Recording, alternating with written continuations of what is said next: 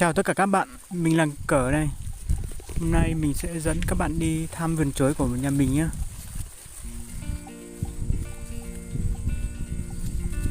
Vườn chuối này bây giờ đến mùa thu hoạch rồi, có tầm 1.200 gốc.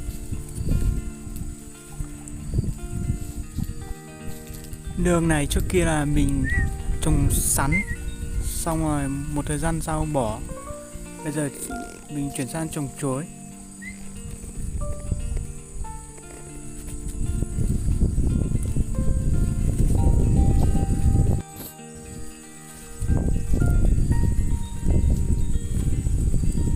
Đây có buồng chuối chín này.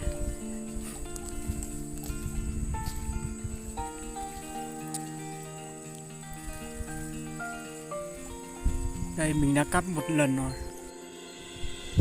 Vì cắt lần đầu nên được rất là ít, tầm 15 buồng thôi. Khoảng 2-3 tuần sau nữa, cắt lần sau thì chắc được nhiều. Lần sau thì bởi vì lần đầu chín ít. Lần sau thì tầm khoảng 7-80 buồng. Đây có buồng này cho còn chưa chín này.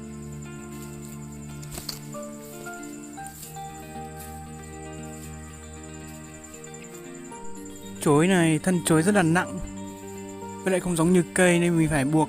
Lúc mình trồng ấy, mình phải buộc dây thật nhiều vào, chứ không gió thổi một tí là nó đổ ngay à.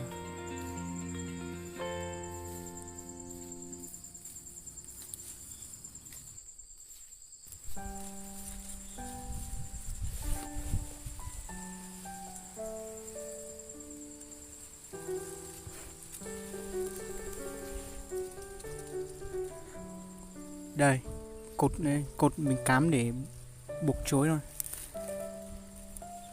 Gần như là hai cây chuối ấy, mình cắm một cái cột. Tốt nhất là một cây mà cắm một cái cột để buộc cho nó chắc. Với lại buộc theo hướng nghiêng của cái chuối ấy.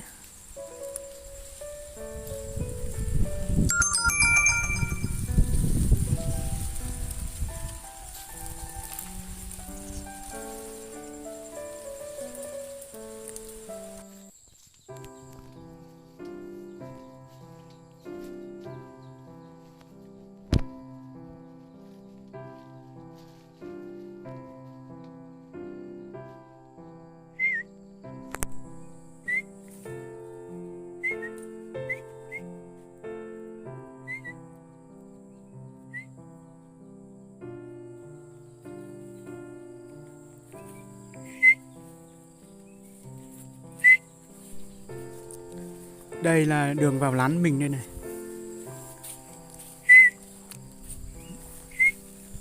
Nương chuối này hơi xa nên mình phải làm cái lán để trông ấy. Đây trông nương chuối này rất là nhiều muỗi này.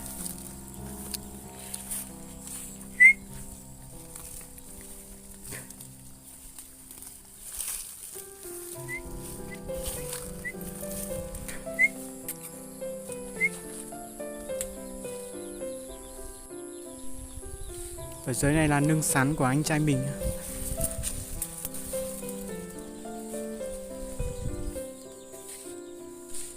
Đây là một cái chuồng gà mình mới bắt đầu làm này.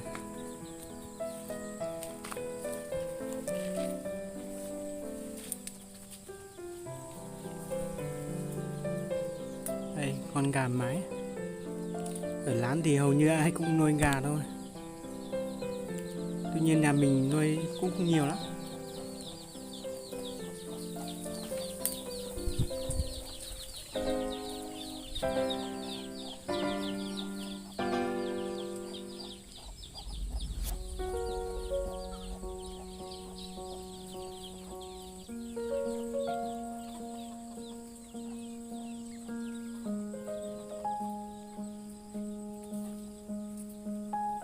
Đây là ổ gà này.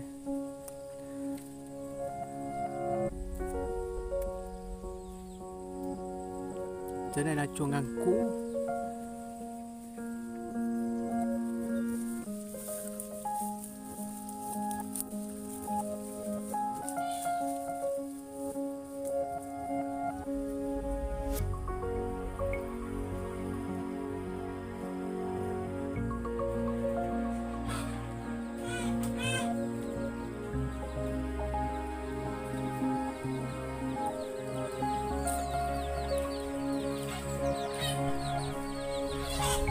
Đây mình có nuôi một con chim chàm mào này, nuôi con từ nhỏ ấy.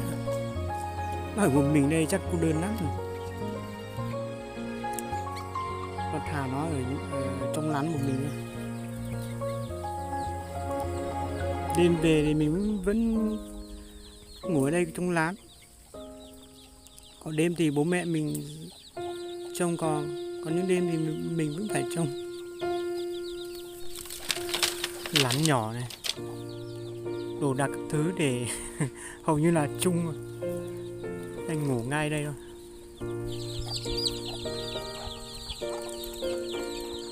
Bây giờ trời sắp tối rồi nhé. Mình cho gà ăn xong là chắc đêm nay mình về.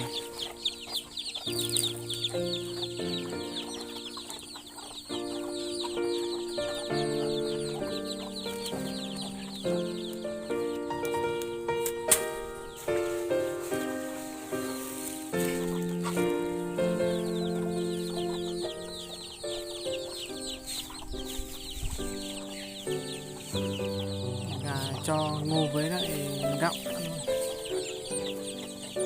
Con trưởng thành ăn ngô, ăn nhiều lắm.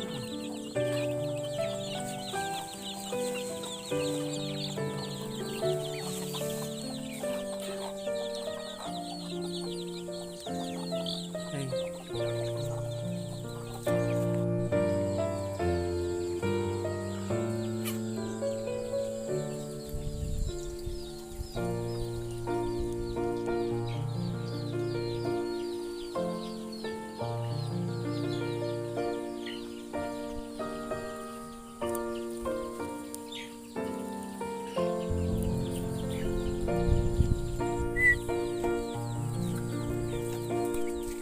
Mình bắt con chim bỏ vào trong lồng ấy, rồi chắc mình về.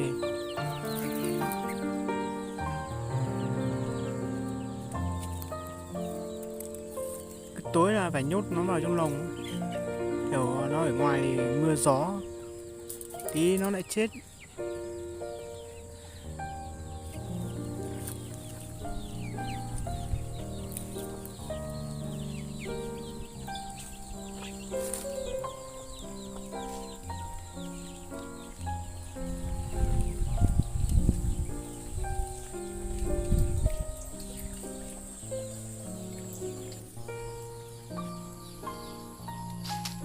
Đây, đường về nhà đây. Mình phải đi qua nương sắn này mới đến được đường to. Mà đi bộ thôi. Trời mưa, đường rất là trơn.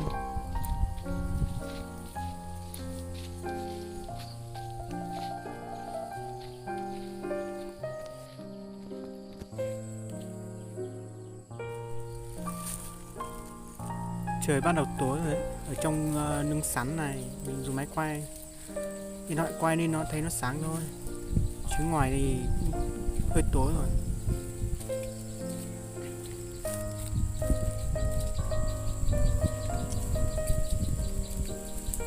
Đây sắn đây, trước mưa to nên gió to gió thổi đổ hết.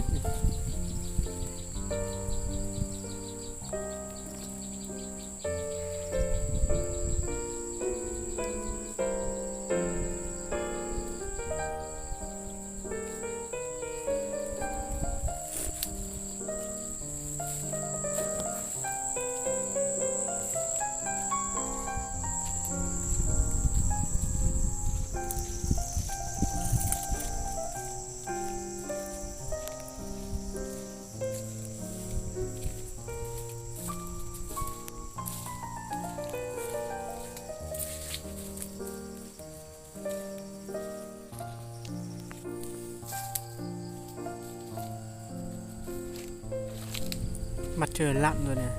Mùa này mặt trời lặn tối nhanh lắm.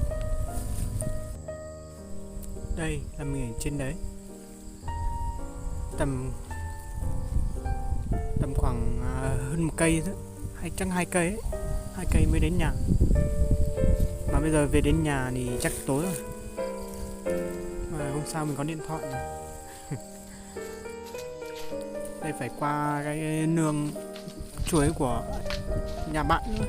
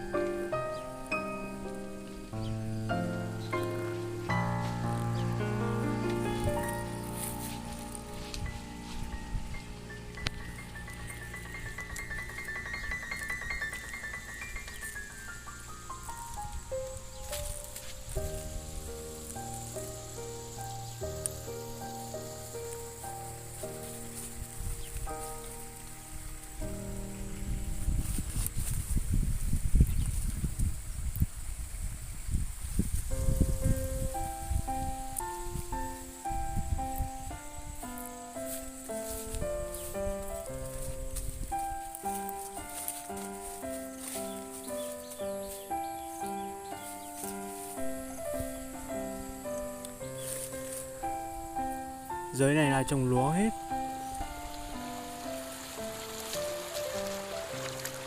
Đây đường về nhà ấy, đường to ấy. Nói đường to thôi nhưng mà nhìn nó như thế không đi xe được. Phải trời nắng mới đi được. Mấy hôm nay trời mưa suốt ạ.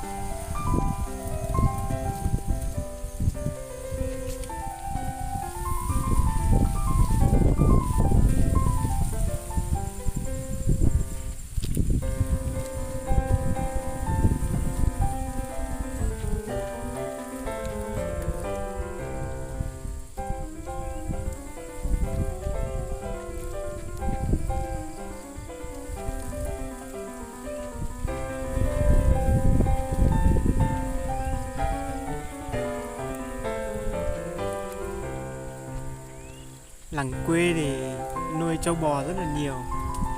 Đường xá thì cũng không được tốt lắm.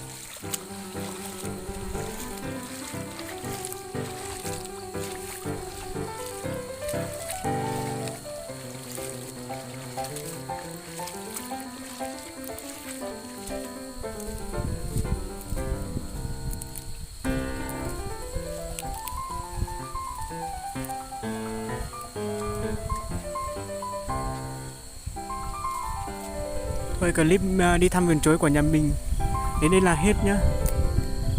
Các bạn xem nhớ cho tớ xin một like và một đăng ký kênh. Cảm ơn rất nhiều. Và xin chào và hẹn gặp lại trong những clip